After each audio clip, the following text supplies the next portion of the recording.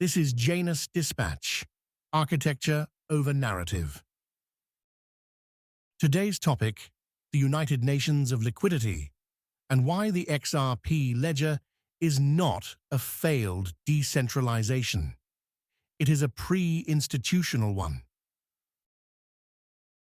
On March 30th, 2026, the Eurosystem began accepting DLT-issued securities as collateral for central bank credit.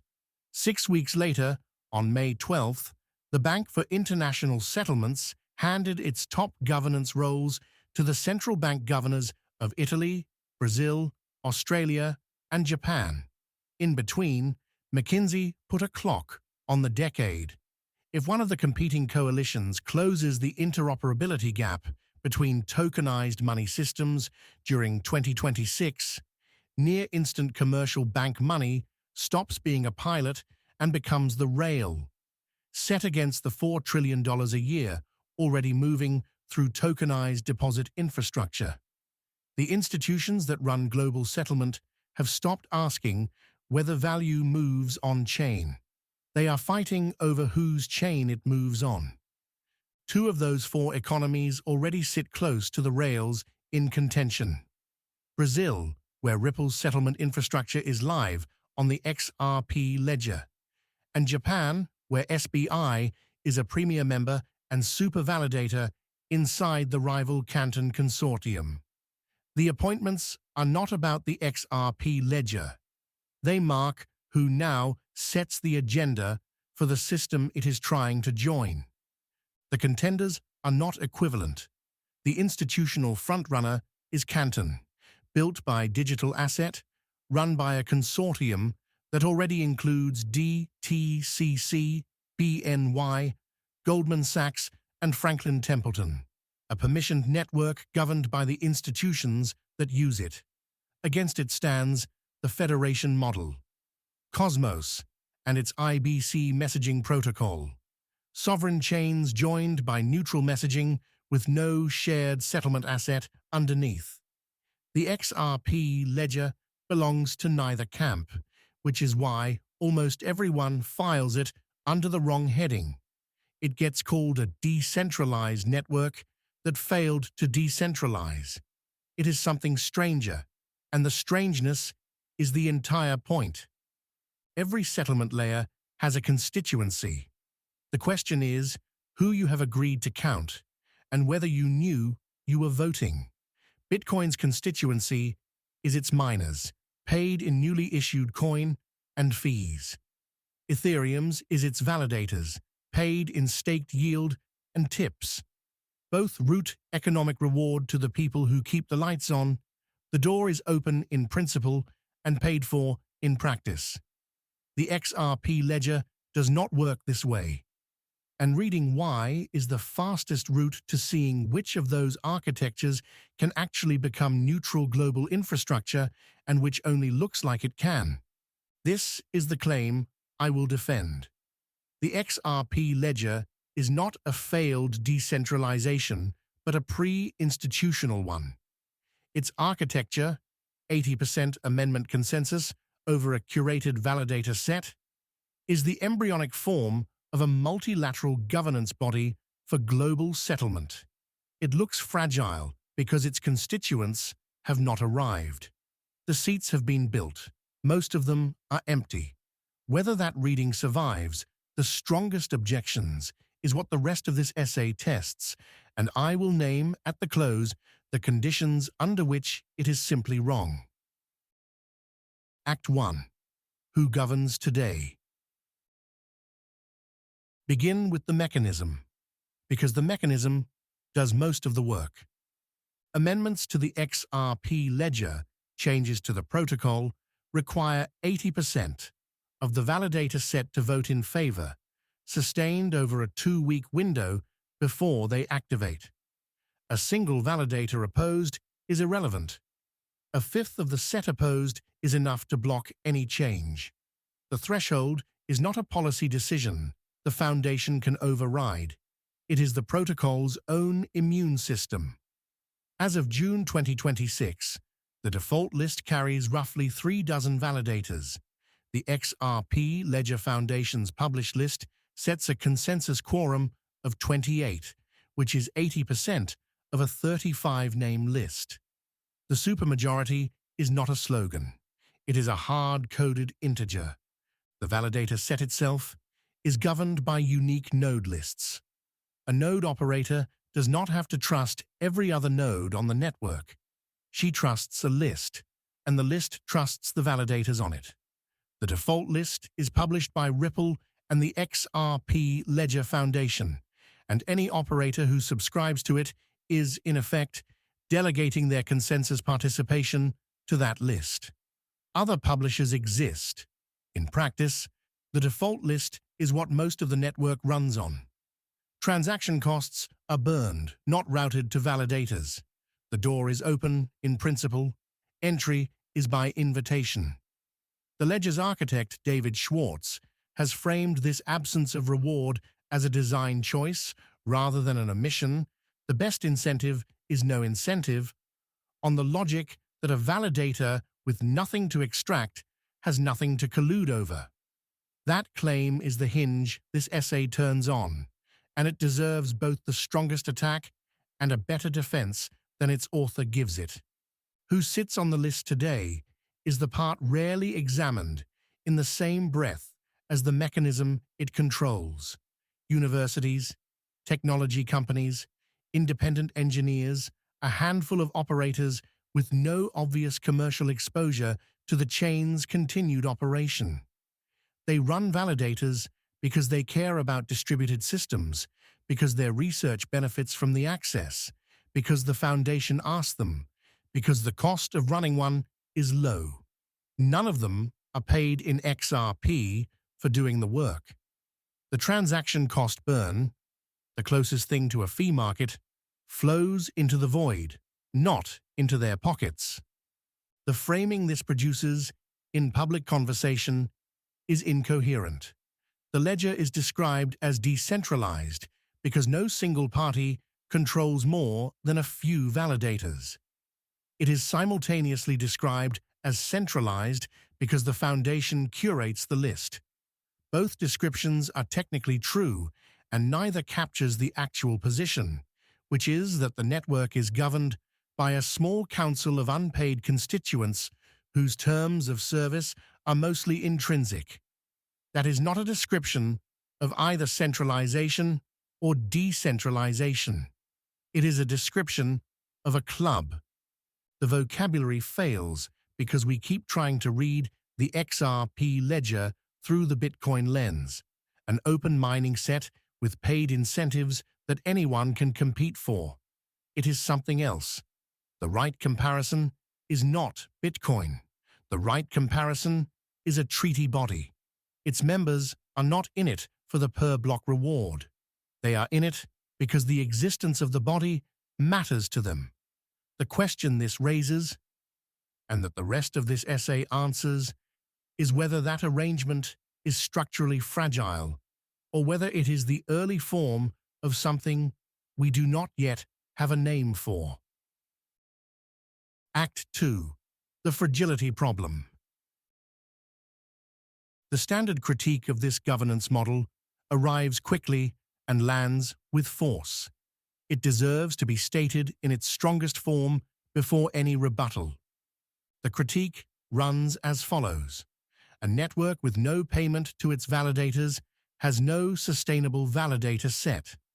People who run nodes for free will eventually stop when the research grant ends, when the operator's institutional priorities shift.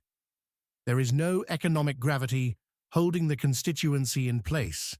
The set will erode by attrition until it is too small to remain credibly distributed, at which point the network's security model collapses into pure trust in the curator. The curator becomes the system. A subset of this critique is technical. If the validator set falls below the threshold required to make progress, the network halts. The ledger is designed to stop producing ledgers rather than produce inconsistent ones, a sensible engineering choice. But it means the failure mode is not gradual degradation. It is abrupt freeze, a coordinated departure of even a small number of default-list validators could trigger a multi-hour outage on a chain meant to be settlement infrastructure for institutional value. A second subset is political. If the curator chooses the validators, the curator chooses the governance outcomes. The 80% threshold is meaningful only if the underlying set is independently composed.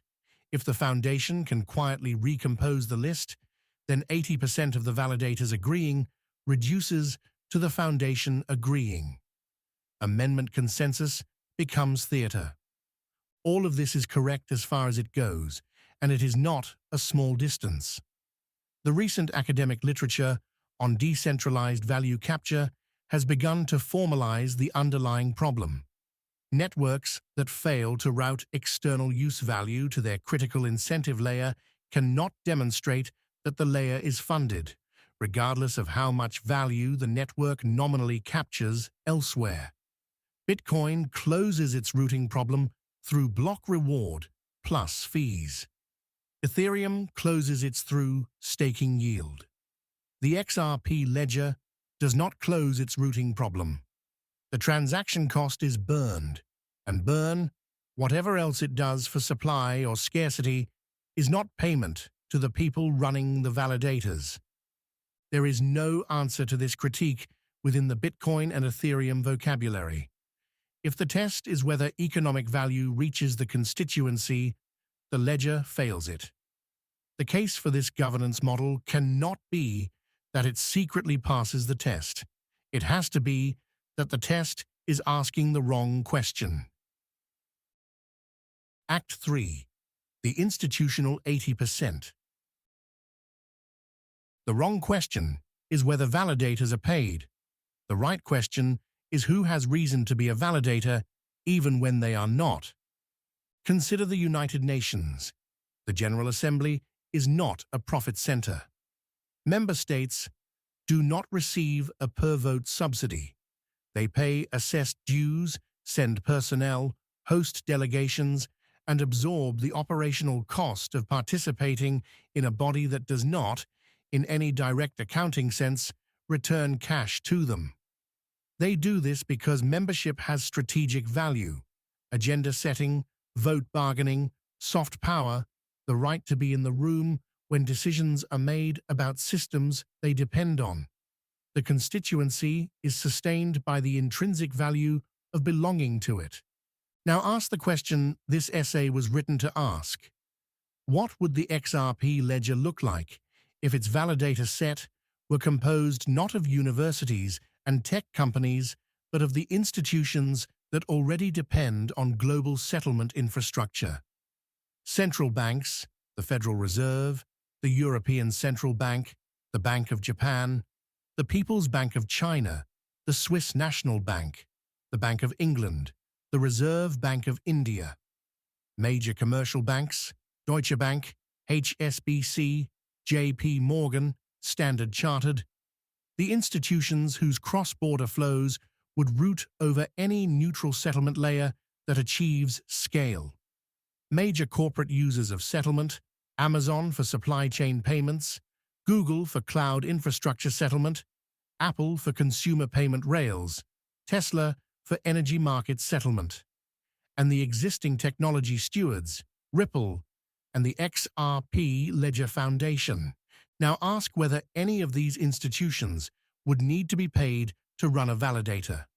The cost of operating one is trivial against their balance sheets. The strategic value of being inside the amendment consensus process for a settlement layer they depend on is not. A central bank that uses the ledger for cross-border settlement has every reason to host a validator and no reason to expect compensation, the same way it hosts a seat at the bank for international settlements without billing for it. A commercial bank with material exposure to the chain's continued operation does not need a per-block reward to justify the marginal cost of a node. The reward is the agenda-setting power that comes with being among the 80%. This is not a hypothetical reordering, imposed from outside. It is a reading of what the mechanism already implies.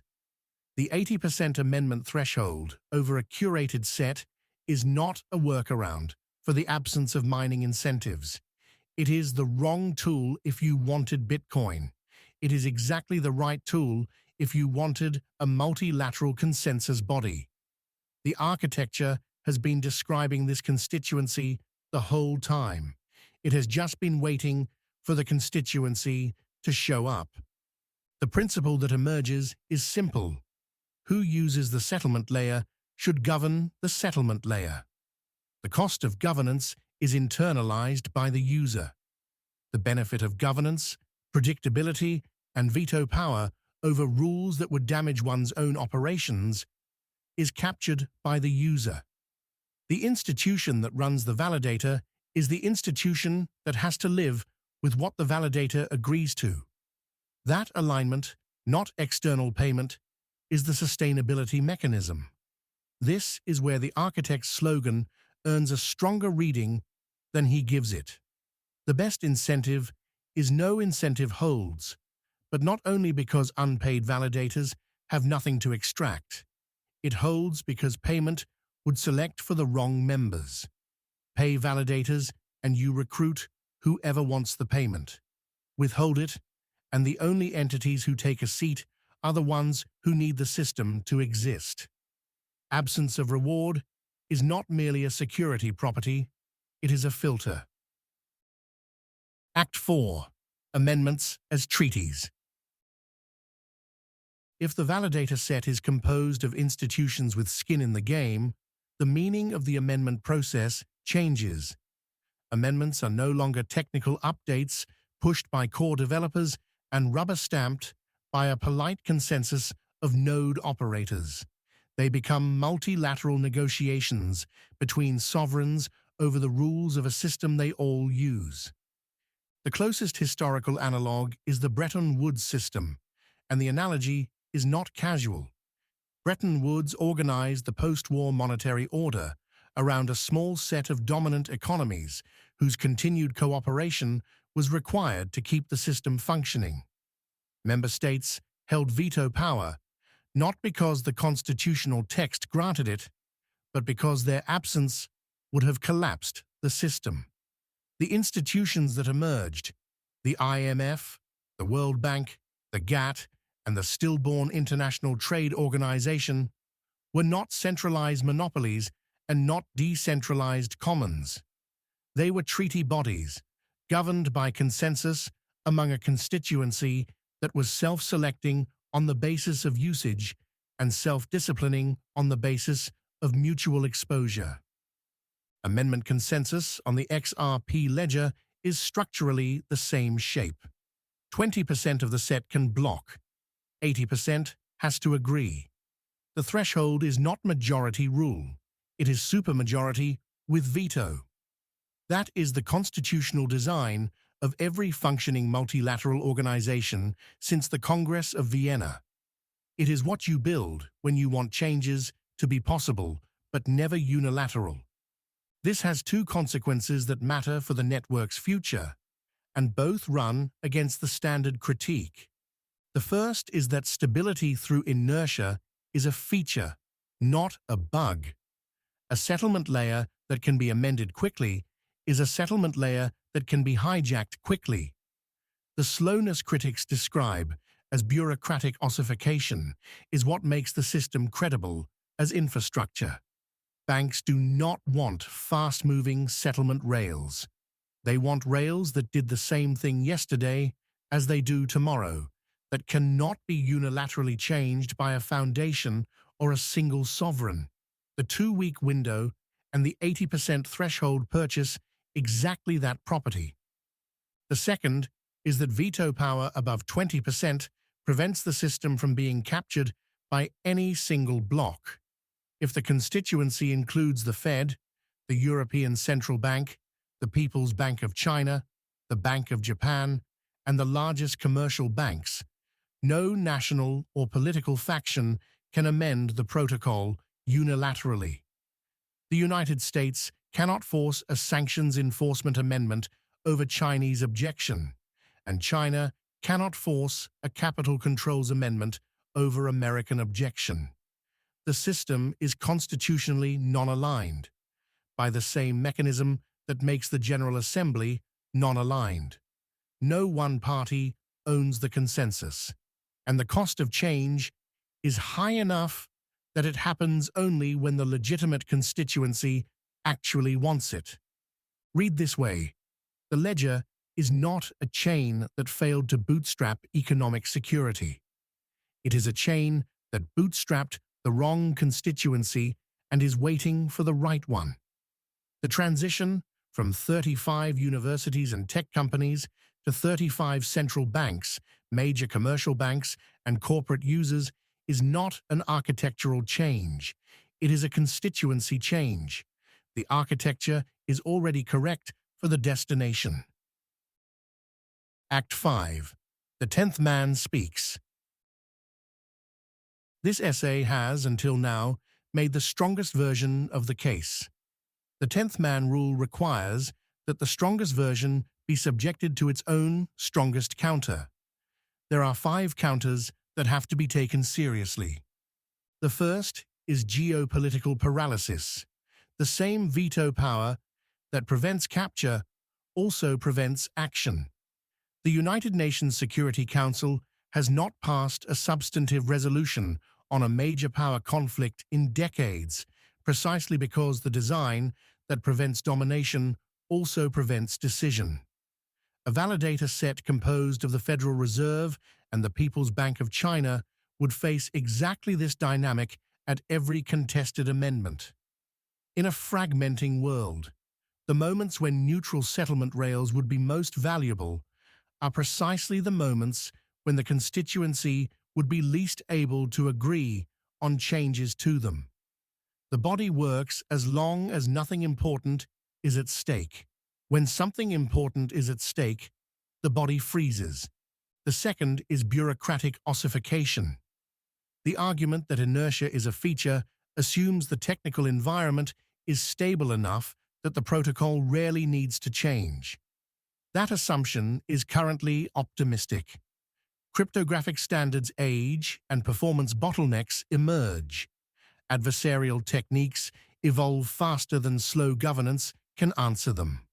A settlement layer that takes a decade to update its consensus algorithm becomes obsolete faster than its replacement competitors. Bitcoin's slow upgrade cadence is held up as evidence of its credibility, but Bitcoin also pays for that slowness, with a programmability gap that other systems have now filled. The ledger might purchase credibility at the price of relevance. The third is capture risk. The vision of a validator set composed of central banks and major corporate users is the vision of a network whose constituency is, by composition, the existing financial establishment. The whole reason a neutral settlement layer matters, the reason this essay began with Bretton Woods, is that the existing establishment is exactly what the multipolar world is trying to root around. If the 80% is composed of the institutions that benefit most from the dollar order, it will not be a neutral settlement layer for the world. It will be a more legitimate version of the dollar order, dressed in multilateral clothing. The fourth is curation persistence. The 80% threshold is only meaningful if the underlying set is independently composed. As long as the default list is curated by Ripple and the Foundation, those parties retain the power to determine outcomes by determining membership. Moving to an institutional constituency does not eliminate this problem. It changes who is selected. Bretton Woods worked because the founding members were already empirically sovereign. There was no curator with the power to add or remove the United States or the United Kingdom. The ledger has no analogous guarantee that an institutional 80%, once assembled, cannot be quietly recomposed by the entity that built the list.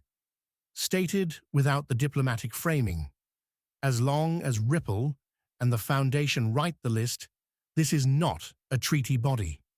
It is an absolute monarchy with empty chairs, and every argument in this essay describes only what that monarchy could become if it agreed to abolish itself. The fifth is the objection a motivated builder makes, and it is the sharpest. If institutions find the 80% treaty architecture so attractive, why adopt the XRP Ledger at all? The code is open source. A consortium of central banks could fork it, start a sterile Genesis list of 35 sovereign validators, name a wholesale central bank digital currency as the base asset, and owe nothing to Ripple, a US company, or to the billions in retail XRP whose volatility they would otherwise import. Why take a single seat on someone else's list when you could own the whole list? The answer is the same reason the question dissolves Cosmos. A fork inherits the code, but not the liquidity, and a settlement layer without deep, neutral liquidity is a database with a voting ritual attached. The value of a settlement asset is not its ledger. It is the depth of the market that will accept it on the far side of a cross-border leg at 3 in the morning. A freshly minted sovereign fork has no float, no market makers, no incumbent corridors, no reason for a counterparty to hold it overnight. It has a Genesis block and a press release. The retail XRP the builder wants to escape is the same float that makes the asset usable as a bridge in the first place. Strip it out, and you have rebuilt Cosmos, sovereign chains, neutral messaging, isolated liquidity, and no base asset to bridge them. The fork is technically trivial and economically stillborn. That is precisely why the incumbents who could fork it have not. These 5 counters do not refute the thesis. They locate it. The institutional list is not a guaranteed future. It is one path among several, and the path has clear failure modes that must be designed against, rather than waved away. The architecture is necessary, but not sufficient.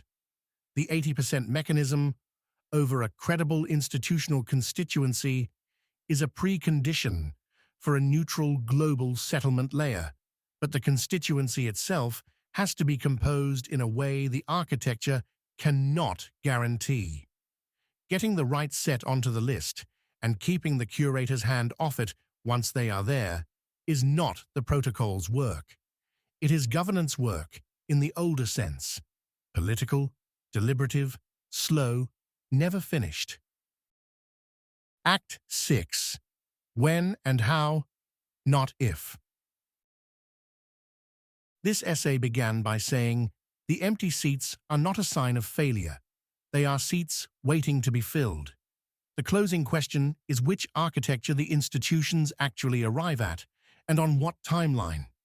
The current institutional default is Canton, a permissioned consortium chain governed by the major banks themselves.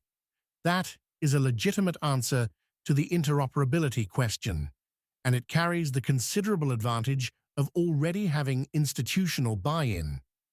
But it answers the question by recreating, in tokenized form, the trust structure the multipolar world is increasingly suspicious of.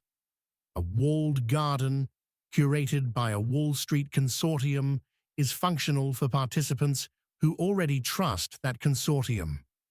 It is structurally incapable of being the neutral layer for participants who do not.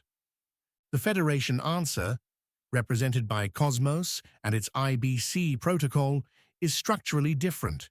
Sovereign chains connected by a neutral messaging protocol, but it is messaging. It is not a settlement asset. It transports value. It does not bridge it. What flows between the chains is the whole game, and the only liquid answer available today is a regulated US dollar stablecoin, which drags the issuer-counterparty problem back into the middle of a system built to escape it. The XRP Ledger answer, if it materializes, is different again. It is a shared constituency that votes on the rules of a shared layer, with veto rights distributed widely enough that no single party can unilaterally amend the system. The settlement asset is the native asset of the consensus body, not the liability of any member.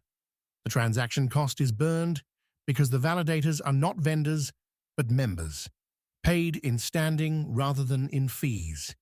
This is the digital Bretton Woods reading, and it is the version of the ledger the architecture has been pointing toward without anyone naming it.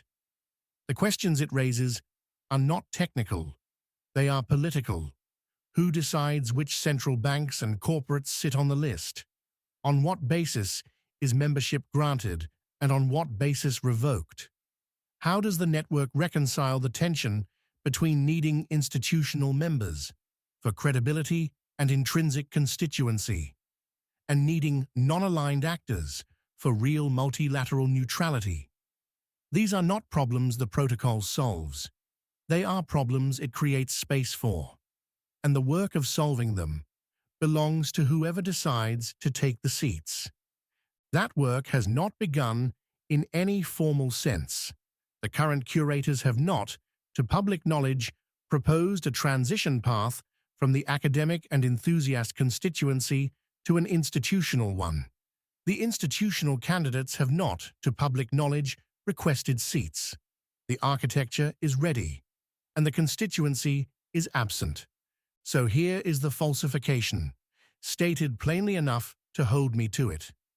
If the McKinsey interoperability window closes the wrong way, if by the end of 2027, one coalition has won, and the winner is Canton, or a bank consortium chain absorbing wholesale tokenized volume, while the default list still reads as a list of universities and hobbyists, then this architecture did not describe a pre-institutional body. It described a dead end with good acoustics, and this essay was wrong. The seats were not waiting to be filled. They were never seats. This is the moment at which essays usually end with a call to action. The temptation is to write that central banks should run validators, that the foundation should publish a transparent path from the current set to a target set. All of that is true, and all of it sounds like a lecture, and a lecture is the wrong shape for this question. The institutions that will or will not occupy the seats will not be persuaded by an essay. They will arrive when their own balance of constraints, interoperability pressure, and the geopolitical incentive to escape unilateral U.S. control over financial infrastructure makes arrival cheaper than continuing to do without. The case this essay has tried to make is that when they arrive, the architecture they find is not a failed Bitcoin. It is the unstaffed embassy of a system that does not yet exist. The chairs are arranged. The voting threshold is set. The amendment process is described in a way that already presumes the kind of constituency that would make it credible. The 80% is waiting for who shows up. The question of whether nation-states should become validators is therefore not the right question, because it presupposes they have a choice. The right question is whether the institutions that already depend on global settlement infrastructure can keep avoiding the seat they have already been allocated. As the rest of the system continues to fragment, the answer is increasingly that they cannot. The United Nations of Liquidity is not a future the architecture is reaching toward. It is a present the architecture is describing. The reason the building looks empty is that we have spent a decade telling each other it was supposed to be a coffee shop. That was Janus Dispatch. Sources, charts, and disclosure are in the published post. If this dispatch sharpened your read, subscribe. Janus Dispatch is at janusthewatcher.substack.com. The long arguments are in the books. The transition sequence, 2 volumes, 1 thesis, the ground is shifting. Book 1, The Proto-Post-National Age. Book 2, The Frame. Both available on Amazon, paperback, and Kindle. The dispatches connect them. The books carry the weight. Architecture over narrative.